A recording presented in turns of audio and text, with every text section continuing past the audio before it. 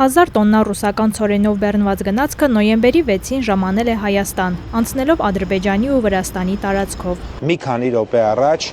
առաջին անգամ գրեթե 3.5 տասնամյակի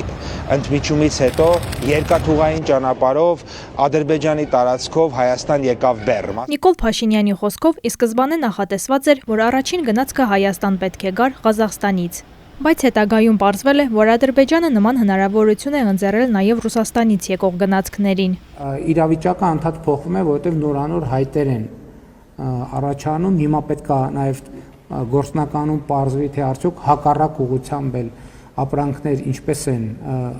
հոսելու, այսինքն Հայաստանից, Վրաստանով, Ադրբեջանով դեպի Ռուսաստան կամ Ղազախստան կամ այլ երկրներ։ Փաշինյանի խոսքով, բացի ցորենից, այլ ապրանքատեսակներ էլ կարող են ներկրվել Հայաստան։ Սննդամթերքի անվտանգության տեսչական մարմնից հայտնել են, որ Ադրբեջանի տարածքով Հայաստան ներկրված ռուսական հացահատիկից նմուշառում կիրականացվի եւ կուղարկվի բուսասանիտարական փորձաքննության, ինչպես ներկրվող այլ բեռների դեպքում։ Հոկտեմբերի 21-ին Ադրբեջանի նախագահ Իլհամ Ալիևը հայտարարել էր, որ Ադրբեջանը հանել է դեպի Հայաստան բեռների տարանցման բոլոր սահմանափակումները։ Հայաստանի կառավարությունից ասում են, սա օգոստոսի 8-ին Վաշինգտոնում կնքված եռակողմ համաձայնագրի գործնական արդյունքն է։